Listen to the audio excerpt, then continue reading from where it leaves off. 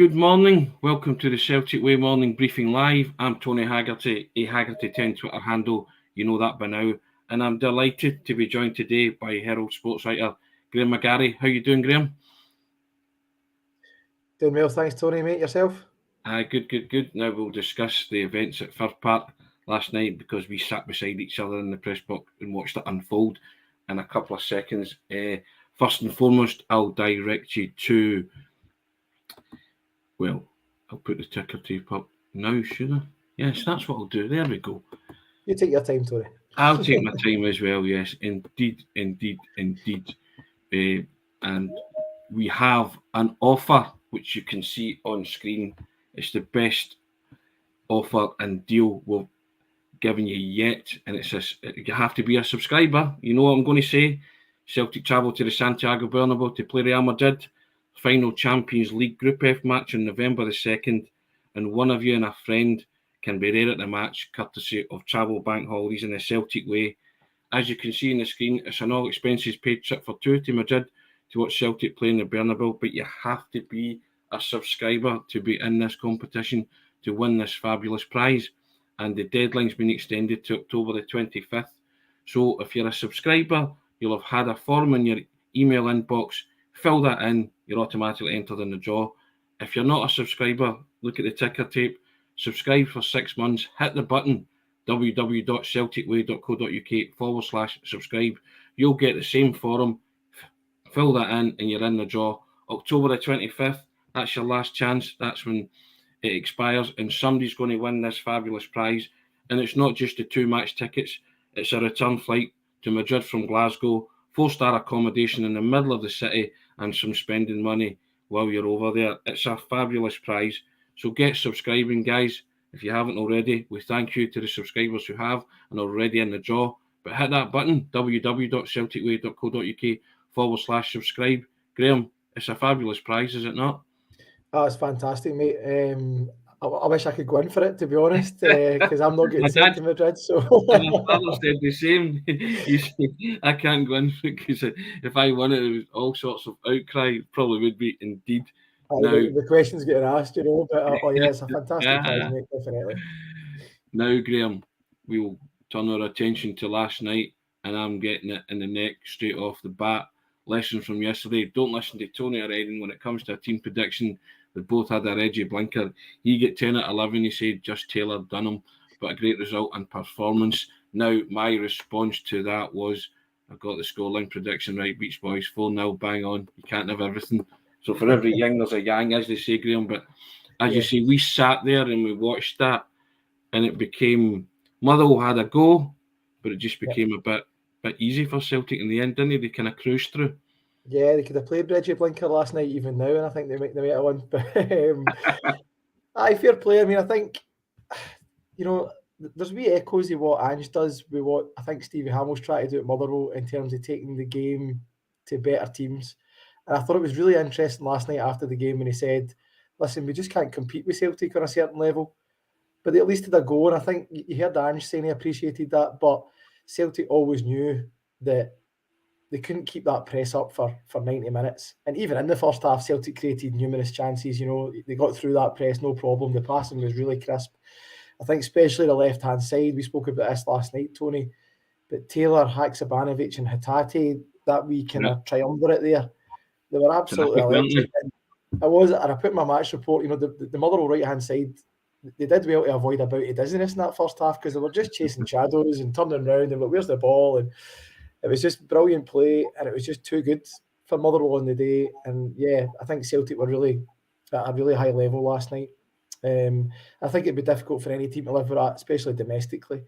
I thought it was a matter of time before Celtic scored, and then when they did, it was then a case of how many did they fancy, And yeah, I think all over it was just a good night because you saw Kyogo getting his goal. It's good to see him getting an ovation with the fans at the end. The players and Ange kind of pushing him towards the fans because I think his confidence has been a wee bit low recently, through a wee mini drought there, if you like. So, all in all, a great night's work for them, and deservedly into the semi-finals. Yeah, I've written a piece on the website. I'll post a link to that up in a second. That Celtic have got a vice-like grip on the League Cup and don't feel like relinquishing it, Graeme. That was in evidence last night, and it's hard to see past them possibly retaining it. Obviously, they've got Kilmarnock in the semi-final, one game at a time and all that. But you touched upon Hatate, and I asked the manager about his five-a-side goal last night, because that was just that's what you do at five-a-sides, isn't it? The wee shuffle and the quick feet, and to drag it away for the goalkeeper and just kind of stab it home. And it typified a wonderful performance from Hatate in particular. You also mentioned Taylor, those two, and I guess Haksabanovic, but those two, for my mind, were the standouts last night in the picture of the bunch. But Hatate's just, he was dictating that midfield, wasn't he? Yeah, I think the frightening thing about Hatate is that I know he's 24 now, but there's still so much more to come from him. I think Ange made this point before that, it might be a good age for a footballer, but in terms of the football that's in his legs, he's still quite young. He's quite inexperienced. He's only been a pro for 2 full seasons, really. So when you think about that and the level he's at just now and where he maybe could get to in his game, that's frightening for any other team to think about that. Last night, the goal, as you say, was just a moment of sheer quality. It's the type of thing I maybe try at the fives and don't pull off. But it was great because I thought actually Liam Kelly had got to an angle where there was nowhere for him to go. He was just his only option was to kind of hit it off the goalie and hope for the best or whatever. And he just pulled out the wee step over and the instant finish with the left. It was brilliant. And listen, it's not the only time he's done something like that. I think we all talk about that moment in the Real Madrid game where he takes the first time pass in the volley, and it's just another exhibition. He's frightening technical ability. And I thought he was sensational last night. Yeah, I really did. Yeah, and I turned to you at the time when he scored it and said it was reminiscent of Larsson's goal in the 2001 League Cup final when he did the shuffle pass to Marshall. Just one touch and then put it in. I mean, obviously Larsson was running through and goal, but I was just talking about the quickness of the feet, the same kind of movement, and a couple of comments coming in about it. Hatate's slick movement of feet to get that goal. Tam Mac, here's compliment indeed. Hatate's stature reminds him of Maradona. That's high praise indeed. Yes. Maradona and Larsson so far in this conversation. Hatate's feet are worth a pair of shoes. Brilliant finish. Yeah. And Pegleg Lonergan says that goal's a sign of a world-class player. I just think it was, as you say, it was a wonderful exhibition of skill, wasn't it? And it's not the first time he has done things like that since he arrived in the country. He returns to Tynecastle on Saturday, where he exploded onto Scotland with that shot that even in slow motion, still going like a bullet train, isn't it? So he has peppered his Celtic career with wonderful moments so far, and as you say, can only get better. Yeah, I think, the thing they'll probably be working on with him is his stamina, I guess. It's the only kind of thing in his game where sometimes around the kind of 60, 70 minute mark, he sort of fades out the game a wee bit. But, I mean, that's something that will come. Absolutely. What he's got in his locker, you can't teach that kind of stuff. The technical ability he's got is fantastic. I think he surpassed all expectations since he came to the club. I remember when Celtic signed him in January and we were speaking to a lot of the guys over in Japan about him and try to do a wee bit of digging because obviously we didn't know much about him. And a lot of them were saying, he's been playing at fullback and sometimes a defensive midfielder and something, and it's like, since he came, I'm wondering if it's the same guy. I think, it's like, he's brought this completely different element to the Celtic team. Just, as I say, flashes of technical brilliance. And I mean, not just that, he's running off the ball as well. There was a kind of wee spell in the first half where he went beyond the Motherwell fullback and the left-hand side, Motherwell's left-hand side, 3 or 4 times to make himself available for a pass. He had a wonderful cutback that Kyogo should have scored in the first half as well. So, I mean, you saw the Motherwell players just couldn't live with him. He's a different level to most of the players in Scotland at the moment. Tam Mac was the equivalent of a Muhammad Ali shuffle in football terms. I quite like that. That's in the retro Celtic saying if Celtic can maintain this standard of football, then they can sweep the board in domestic football.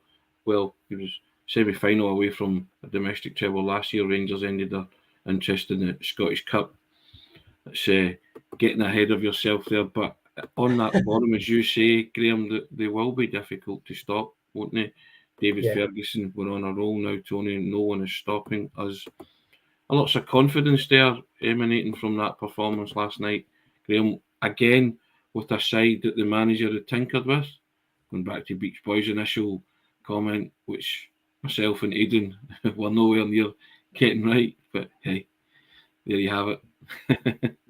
I think a couple of pleasing things for last night, I guess, for Celtic, over and above the performance would be, as you mentioned there, the depth of the squad obviously is really good. You look at the left back position now, that was the one area where I thought Bernabe wasn't quite ready maybe a month or two ago. So Taylor was having to do a lot of work and play a lot of games. Bernabe comes in the last few weeks, he's been great. Taylor comes in last night and it was almost like, oh, is that right? Aye. So he was outstanding last night, absolutely outstanding. And it's become so frequent that we probably don't comment on it anymore about how good Taylor was, but I thought he was fantastic. And just overall, the whole Celtic performance, given the amount of changes they made, was really good. And secondly to that is the level of performance and attacking fluidity that they had, because I think maybe for a couple of weeks it had went a wee bit off the boil. I think the Southern result shook them a wee bit, and they were getting still some decent results, but the football wasn't quite at the level it had been at. And now I think you can see from last night, it's right back up there again, and it's going to be really hard for people to live with. I said that they were, in my man-by-man ratings or players' ratings, I said that they were fast running out of superlatives for the season that Greg Taylor is having, because he just understands that full-back role perfectly. So I also said that he has responded well to the gauntlet thrown down by Bernabe, but that's what happens when there's competition for places. Abada's responded well to James Forrest coming in as well, and you can only learn, can't you? And I think it was Josip Juranovic was saying that Bernabe's learning from himself and Taylor about how to play the inverted fullback position, and so I thought Taylor's attitude last night was first class. Who was man of the match, Tony? I gave it to Taylor last night. It was a toss-up between Taylor and Hatate. I gave Taylor a 9, I gave Hatate an 8, but I could easily have given Hatate a 9 as well. So, argue the toss on that one. But, Taylor has been absolutely incredible. And last night, he was talking after the game last night as well, and he was just saying that they hate to be out of that team, don't they? They hate it when the name's not in that team sheet. When the manager pins a team up on the board and walks away, he revealed that because he was asked the question, how do you drop players? And he went, I don't. I just put the team up on the board and walk away and let them deal with it, which is brilliant. A cracking bit of humour from Ange. It's kind of great when you get these wee insights from him. Probably said tongue in cheek, but it was funny, wasn't it? Yeah, and I think the thing about Taylor, I'm just imagining Sean sitting in his holidays and now nodding away here, like enjoying this chat. Like, oh, brilliant, lads! Brilliant. With the "I told you so" T-shirt on, one of them. But as I say, Taylor. What else can you say about him? He's really took his game to another level in my book. I think his whole Celtic career, he's been trying to prove that he belongs in the team. Yeah. And so this situation where he's got a £3.75 million signing breathing down his neck now, it's not alien to him. He knows all about it, and he's handled it really well. I think you've got to say, as impressive as Bernabe has been over the last few weeks, for me, Taylor's still the man who'll take that jersey in all the big games. But it's good to see, obviously, Bernabe coming in and making an impact as well. And the thing about Ange last night, it's kind of what we've come to expect from him. He's as much as he's a great character, but you do know he keeps his players at arm's length as well. There's that kind of, I don't need to explain my decisions to you. There's the team. It's my decision, and you need to go on with it and prove that you should be on it. And it was a great wee insight from him. But I think you can see the players are all sort of in it together. The competition for places is great, but you don't want players then taking the huff. You look at Cristiano last night walking away down the tunnel because he wasn't playing. You would never see that from a Celtic player, and I think if you did, you would never see them in a Celtic jersey again. So, the manager wouldn't put up with that, eh?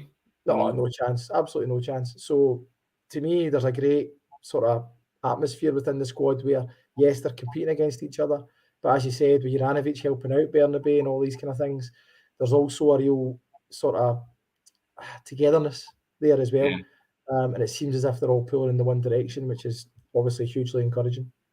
Guys, I put the links to the piece that I did with Celtic, Vice like gripping the trophy, and also the man by mans. If you haven't already read them on the site, the links are in there, so you can have a read at them. But yeah, I totally agree with that. There is a camaraderie, and even you saw it in evidence as well when Ange kind of led Kyogo over to get the acclaim of the fans, and Kyogo was kind of leading the kind of sing song at the end in front of the supporters. And I think it meant a lot to Kyogo that he'd scored. And Ange said, look, he never ever doubted the fact that maybe he said when strikers don't score, it's the end of the world, but he never doubted his contribution. And he was still getting into those position claims. He was just having one of those spells where nothing was going in. His curler off the underside of the crossbar. Yeah. Didn't bounce over the line, it went in at Tannadice, the same kind of shot, that kind of thing. So he was having a wee bit of wretched luck, but got the 1-2 off the post with Abada, being denied a hat-trick. So maybe that'll help him relax his hit the net again. And because the one he missed in the first half from Hatate's cross, as you said, was very unlike him, wasn't it? Yeah, definitely. And it was, I remember when he did miss it, I remember turning to you and going, oh, because he'd obviously missed a few chances like that recently. You think of the header against Leipzig, it's one that he would normally put away. And then that chance, and he hit the post at the weekend, and you're thinking, oh, this is just one of those wee spells you get sometimes as a striker, and you can see his head was down a wee bit. But the important thing, as Ange said, was his movement was still there. He was still getting into great positions. The finishing obviously was a wee bit off. Even then, when he had a great effort, as you say, for 25 yards out, he's then left scratching his head. He's like underside of the bar, bounces in the line and comes out the way, So when these things happen, you can see in strikers sometimes they're thinking, well, what have I got to do to score here, So as I said at the kind of top of the programme, I think it's a huge positive that he did get on the score sheet. I thought it was hugely telling, even though Ange didn't admit to it after the game, because when we asked him about leading Kyogo over to the fans, he says, no, he doesn't over himself. I was like, no, he didn't, big man, come on. That was a deliberate thing. The management and the players obviously wanted him to take the limelight and make him aware of the fact that they appreciate him and that the fans appreciate him and what he's doing. That was a deliberate ploy by Ange, totally, and he tried to brush it off, but none of us were wearing that, were we really, Graeme? But we just you don't question it, as he's saying. He did say he walked over himself, but no, the pictures are there for themselves. Where Ange is like, right, up you get, come on. I think as well as when you saw him actually, once he got over the initial embarrassment of doing it, he really got into it. I think you could see there was a kind of weight lifted off him, and he was getting right into it. So it was a really nice moment. His celebration as well said that too. It was more relief, wasn't it, that he'd scored again, because the stats were being flung about, weren't they, Graeme? Was it 1 goal in his last 8 or something like that? I think somebody was saying. Yeah, 1 in 8, and that was the goal against Motherwell at Celtic Park. That point in time, so he'd been through a wee kind of rough spell, I guess. But nobody doubts the quality that Kyogo's got. And the thing he's really got in terms of his main quality for me is his movement's world class in my book. So he's always going to get chances. And it was just about when he started taking them again. And I wouldn't be surprised now if he goes in a wee run, a wee streaky games where he's scoring regularly again. And the great thing about that is you have both him and Giakoumakis vying for that striker's role. I'll call it the number 9 jersey, even though it's not. They don't play number 9, but you know what I mean, the centre forward role. And the two of them hoping to get their eye in again, whoever's on the park. They're just desperate to score goals. And they do make those kind of movements, as you say. And, they are pretty clinical up until Kyogo scored last night. We had one of those spells, but the two of them are as clinical as each other, aren't they, Graeme? Yeah, they have been over the course of their Celtic careers. And it'll be interesting to see how Ange goes on Saturday at Tynecastle, because there was an interesting wee comment he made last night, I thought, when he said he was talking about leaving players out. Obviously, left James Forrest out after a hat-trick, left Giakoumakis out after 2. And he said, well, the one thing they know is if I'd played them last night, there was no chance for Saturday. So maybe, I don't know if he's maybe in his mind, he's thinking Giakoumakis for Tynecastle. Maybe I'm reading too much into that, I don't know. Or after Kyogo, does he stick with him? It's a good problem to have, you know. I'm sending an SOS to Beach Boys, going to pick my team for Saturday and send it via email secretly. Yeah, I'll be tossing a coin for that one, I think. that was quite an interesting comment, Graeme. You're right, because he did say that, and it did get me thinking as well. I was switched on like you to that, and I'm thinking, right, does he not think certain players can play twice in the midweek, or is it just a ploy to keep everybody on their toes? You know, you just can never second guess him. If you ever get 10 or 11 at 11, you've won a watch with an Ange team selection. And you think, I think he's got to bear in mind as well, Tony. He's got to bear in mind, obviously, the load that these players are taking on.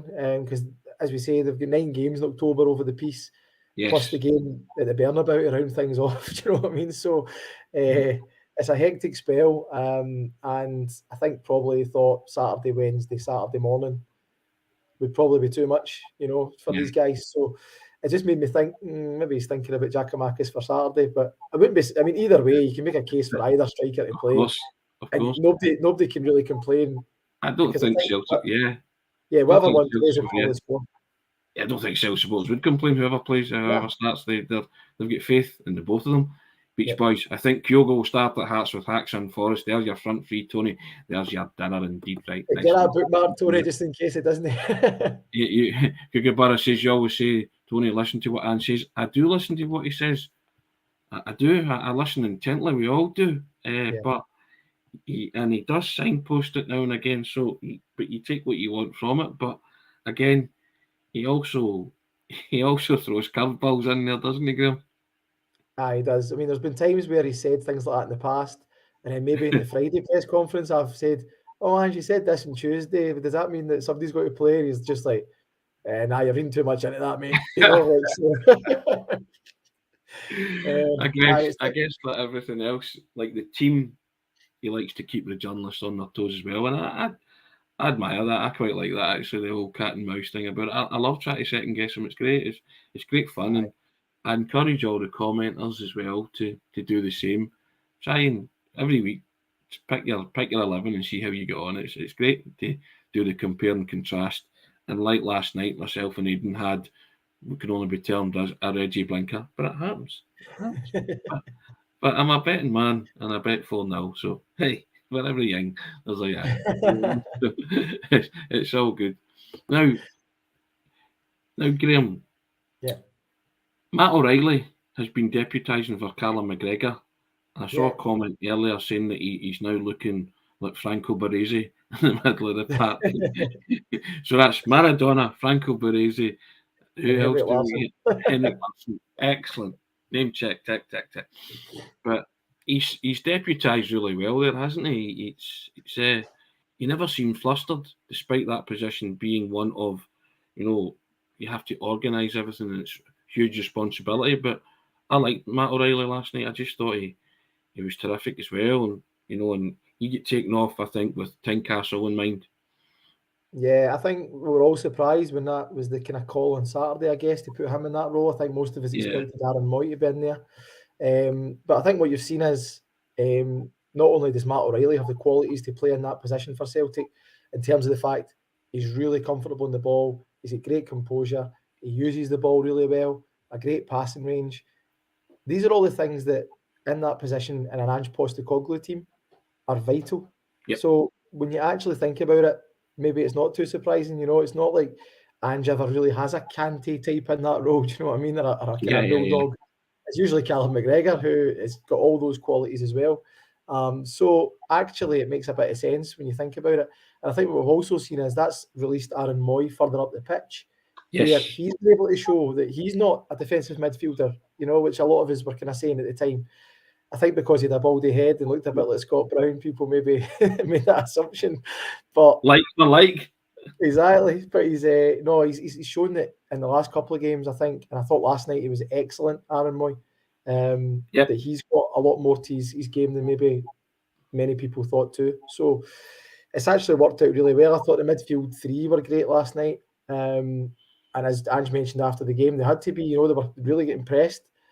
but they played round the press brilliantly, and I thought it was a great combination, the three of them. So I think O'Reilly's been really, really good in there, because we were all kind of wondering what would happen with Callum being out. Would there be Aboldgaard that would come in, and how would they cope with it?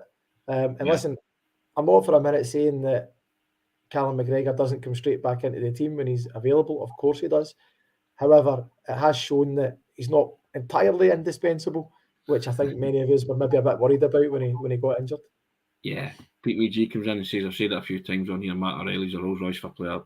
Said the exact same myself. The retro Celtic, Moy too came on to a game last night. Yep, certainly did. And Andrew Gillier saying Moy's a big help to both O'Reilly and Hatate.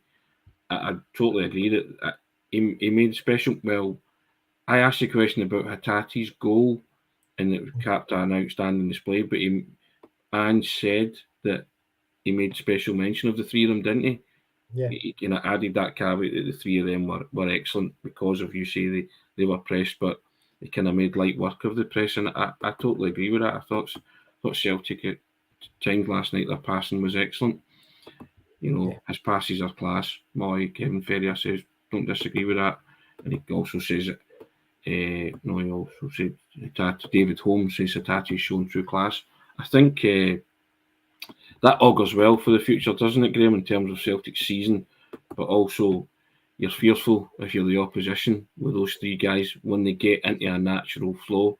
There's signs of it coming together, isn't it, after Hibs on Saturday and Fir Park last night? Yeah, I mean, I think for me, the midfield three, if everyone is fit, it's kind of set in stone in terms of big matches. I think it's going to be McGregor, Hatate, O'Reilly. However, what Moy has shown in the last few weeks is that there's more strings to his bow than maybe even I thought. A lot of the things Ange was saying about him in terms of being an excellent technical player, fantastic range of passing again. All these kind of things that Ange looks for in a midfielder, he's got the lot. And I think as his fitness has improved, certainly his mobility around the park's improved as well.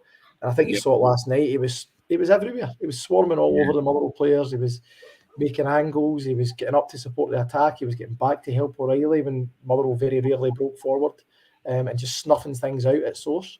So Brown-esque, as you said, Graeme. He was a bit, but just a little bit further forward, So I've been very impressed with Moy the last couple of weeks, and I think he's shown that Celtic have a bit of depth in that position now.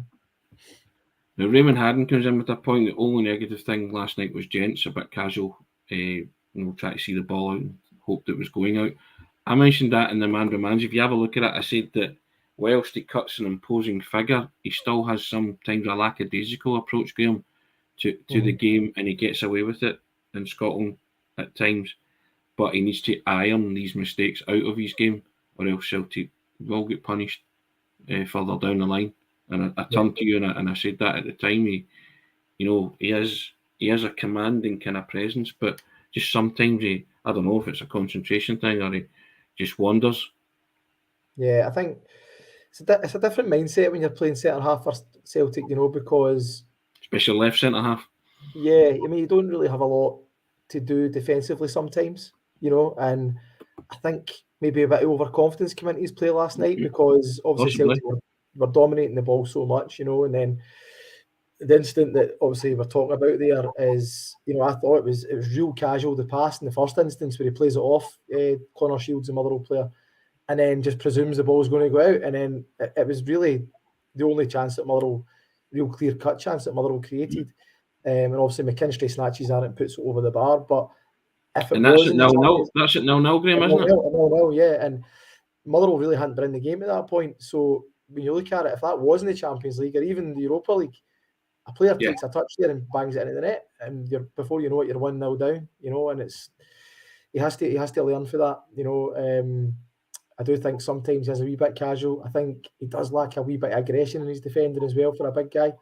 I think there's a lot to like about him as a player, don't get me wrong. I think he's got the kind of base qualities that you would look for in a centre half. But I guess that's why Celtic have picked him up and they're trying to kind of polish a rough diamond, if you like. But he does need to kind of iron these sort of little mistakes and lapses in concentration out of his game, definitely. Anything else strike you about last night, Graeme, that you thought you would bring up? I thought Ben Siegrist was pretty good. He's had to be patient, and I thought once or twice he was a wee bit overconfident in his passing, maybe. But he That's showed that one he's space for it, yeah. I thought he showed that he is comfortable with the ball at his feet. He can play in that style, and also he was a wee bit more he's more willing to come out off his line than maybe Joe Hart is. Commanded his box pretty well when he had to, handled it well with a couple of long range shots that he had. So I think we all kind of knew that he was a very good backup anyway. But I think we're all looking for signs that when Joe Hart eventually does run out the road, if you like, that he's the man ready to step in. So yeah, it was good to see how his game sort of developed a wee bit since he came to Celtic, because I don't think he was overly renowned for being good with the ball at his feet at Dundee United. Yep. And whilst there are obviously still one or two little aberrations there, I thought he was generally pretty sound. So that was good. Also, Carter Vickers, the difference he's made since he come back into the team again. As you say, it's one of those players, again, when he's out of the team, maybe that's when you realise just how important he is. And I think when he was out of the team for those couple of games, you absolutely did see how much Celtic miss him. There was a 50-50 in the second half of the game with, I think it was Sean Goss with Motherwell, and it quickly turned into an 80-20 in favour of Carter Vickers, and he's so imposing, and you just saw the Motherwell player did not fancy it at all, and he won the ball, obviously, Carter Vickers. So just his physical presence, his calming presence at the back, and he's a very good footballer as well. I think he's such a comfort blanket. He's such a comfort blanket to the rest of the guys at the back of the pack, knowing that he's there, and you say it's reassuring and it gives them confidence to go that way, knowing that, as you say, they've got Cameron Carter Vickers at the back. And I watched that Sean Goss one, and he just it was reminiscent of people going up against Bobo Baldi, wasn't it? They just nah, don't fancy that. Nah, not for me. Normally you would see home fans being a bit angry about that, but even they were like, fair enough. Just let it go, Sean. No worries. I wouldn't go into it either, mate. Don't worry about it. Now the draw was made last night as well, Graeme. Celtic pitted against Kilmarnock, Aberdeen Rangers in the other semi-final. I think that's the kindest draw that Celtic could have gotten, probably the most favourable, and one they would have wanted, because I think they'll feel confident of taking care of Kilmarnock. Obviously, you have to earn the right to win that football match, and anything can happen. But the way Celtic are playing just now, you would see them possibly booking another cup final spot.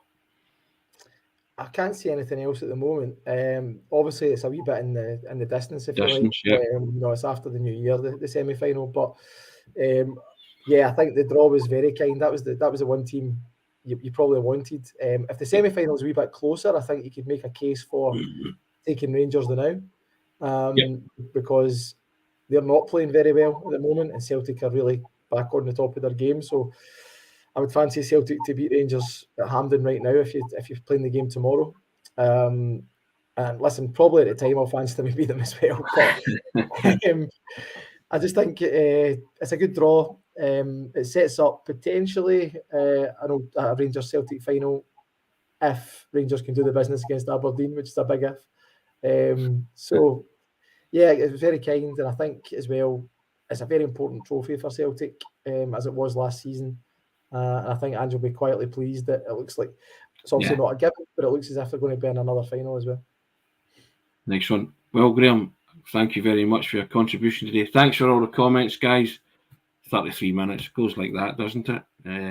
Celtic cruise into the League Cup semi-final, the third domestic semi-final entry in a row. And signs are looking good for Celtic. They're beginning to hit form again. So thank you for all your comments. I'll just direct you once again. You know what I'm going to say. Subscribe to win. It's an all expenses paid trip for two to the Bernabeu to see Celtic play Real Madrid final Group F match on November the 2nd, and you can be there courtesy of the Celtic Way and travel bank holidays. Hit that button. It's £6 for the next 6 months. www.celticway.co.uk/subscribe. If you're a subscriber, thank you so much for your subscription. We greatly appreciate it. You're in the draw. If you're not, hit the button, pay your £6. www.celticway.co.uk/subscribe. You'll also be in the draw, and on October the 25th, we will find out which subscriber is heading to Madrid It's a wonderful prize. It's the best ever subscription offer. All I can say is, guys, is do it. You know it makes sense. Graeme, first class. Really enjoyed that. A bit of humour. Thanks, mate. Couple of name dropping of famous players as well. You can't beat that. whether or not we believe it or not, that's neither here nor there. Guys, thank you so much. Really appreciate your comments and the community that we're building here. It's always great. It's always good Celtic chat, and it's always positive.